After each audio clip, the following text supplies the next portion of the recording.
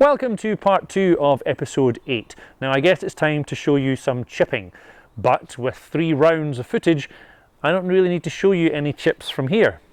So I guess I don't need this. And cut. I'm so sorry. Oh darling, I'm sorry. You know I only do it because it's what's in the script. Yes, I write the script. Yes, I know it took me 17 takes. Really? Was it 17 takes? Well, of course I'm going to speak to him. We're making art!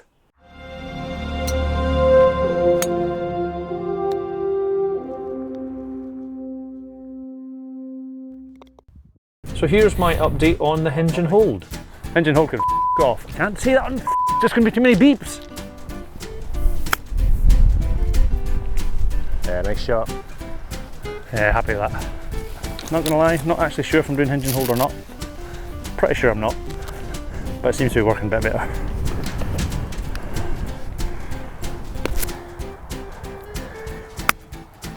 Let's call it a mixed bag, shall we?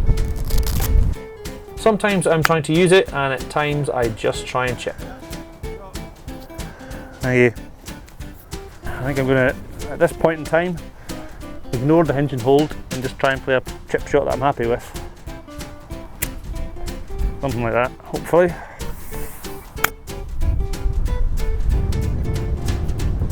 I think I might need to spend half my lesson getting some help with chipping so that I have something solid to work on like I have had with the putting. That's not enough. God, stop thinking it's going to run if you're playing a 60-degree wedge. I'd love to have that sort of improvement in confidence because just now I'm a bit clueless. As if. Now you guys will know I normally do an on the course segment whenever I get out to play, and although we've spent a lot of time on the course today showing all the different shots, I am still going to do that segment.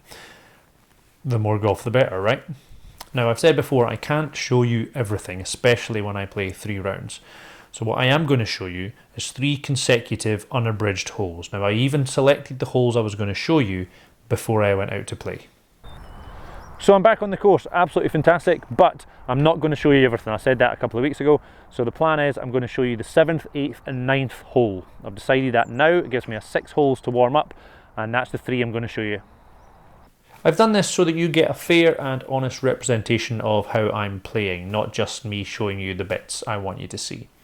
However, the other day Stuart said to me that he hasn't entered my main competition to guess my final handicap at the end of the challenge, because he just wants to hold off and see how I'm getting on with it. But he also said that he still thinks 15.4 is a good shout. What? So I've decided to show you a completely different set of 3 consecutive holes. This time from Falkirk Golf Club. The 13th, a 205 yard uphill par 3, stroke index 1. The 14th, a 357 yard par 4 with a burn down the entire left side of the hole, stroke index 13. And the 15th, a 387 yard par 4 with the same burn down the entire left side of the hole and a lot of gorse to the right, stroke index 5. I haven't shown you any shots from these 3 holes yet, so just for fun in your heads, decide now what you think I'm going to shoot. Thank you. Yeah, I'm just trying to decide how much break I think is going to come from the furry greens though. Obviously there's a hell of a lot of break here, but watch me leave it outright. Maybe not. Yep.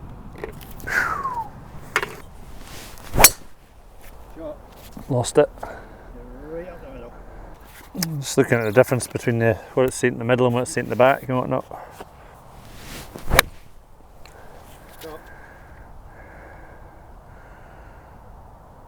Right, perfect. On? Yep. Alright, it's all about the weight. And that's probably about right.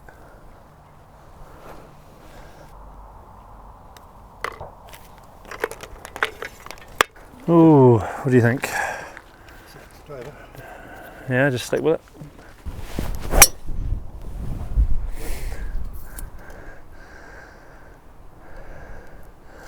Boom.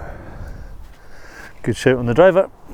I know I'm over swinging, but I don't care because it's going straight and long. It's something I was literally saying to Plank. I was like, yeah, I could attempt to try and keep fixing it and make it whatever, but if it goes like that, I don't think there's much wrong.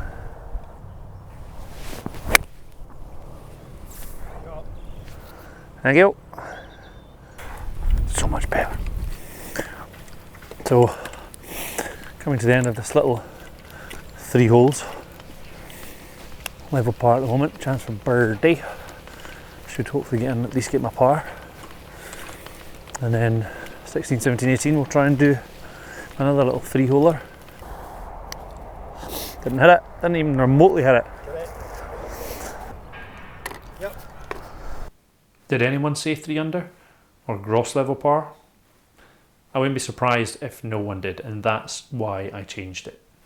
Not to give myself a pat on the back,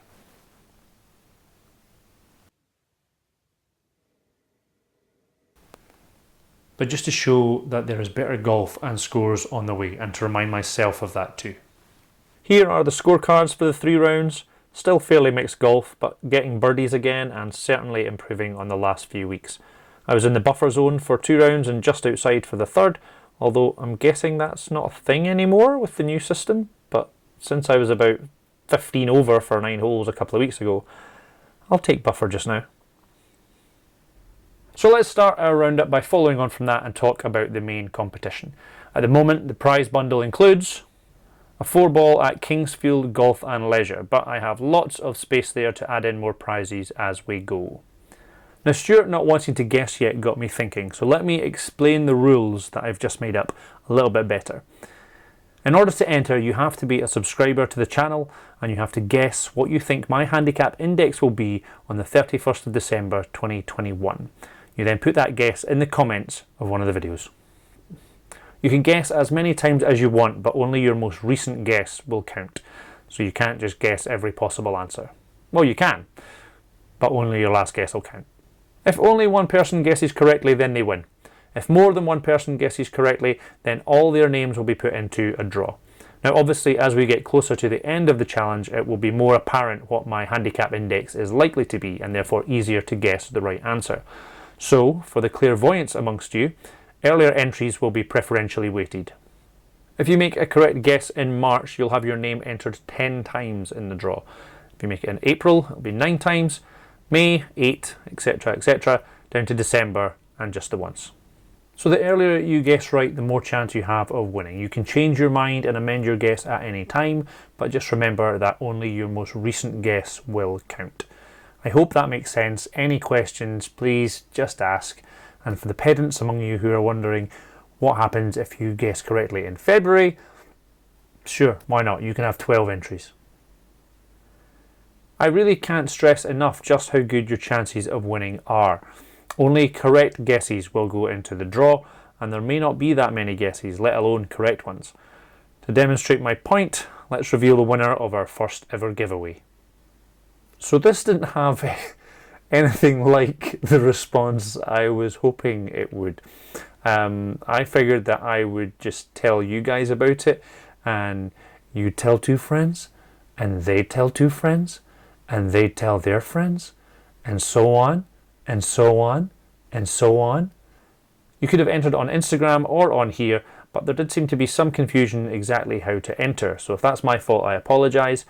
I just stole all the information from somebody else's giveaway. So I figured it was fairly comprehensive, but I shall try and be more clear next time around. So I have included everyone that could have possibly intended on entering. And there's still only 9 of you.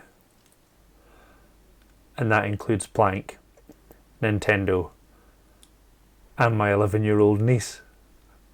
So it's a little bit embarrassing, but you know, hey ho, everyone else is missing out. I will say this though, before I click this and generate a random winner, it better not be Plank, because in the summer this happened. You know what, if he wins I'll just re-edit it. Right, here we go. Here we go. James Hughes, congratulations James. I shall make sure you get your prize as soon as possible. Now that was a lot of competition talk, so let's have a very quick couple of comments. Lots of people seem to love last week's episode and enjoyed there being a bit more story. Great. None of that this week. Mark Daly had a few laugh out loud moments. Keep doing what you're doing and the views will come. Thank you, Mark. And this isn't a comment, but both my dad and Stuart got V3s yesterday, and my brother's thinking of getting one. So shot scope, I'm hooking you up here. You know, share the love. Anyway, let's look at the diary. So this week there was less practice and much more playing, as well as spreading out the usual stuff a bit more throughout the week, adding up to about 20 hours or so of golf.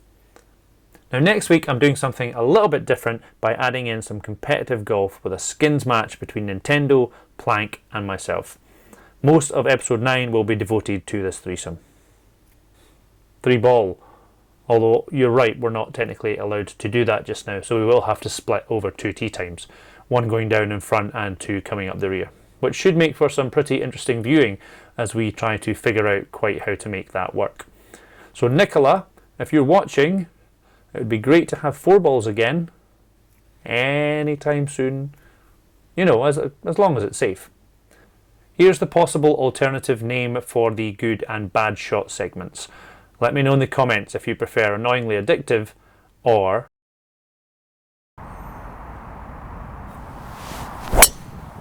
excellent. Yep. Excrement. Oh, he's only gone and shanked it. It's only gone and shanked it. Excellent excrement. Honorary mention for this, as it doesn't really fall into either of those categories. And a shout out to my fans on the course. Sadly not subscribers though. So if you enjoy the videos, click like, comment and share, and if you want to be part of the journey, click subscribe and ding the wee bell. I'm on these platforms at Go Low Like a Pro, and there's always the coffee page too if you feel like supporting. So with a little bit of competitive golf planned for next week, and at 50p each per skin or £1.50 up for grabs at every hole, there is a decent potential winner's purse at stake, so you won't want to miss episode 9. Wish me luck. I shall hope for the best, but I am already preparing for the worst. 824, 825, 826, 800. So till then, be good, and if you can't, shout for it. Oscar. 1, 2, 3,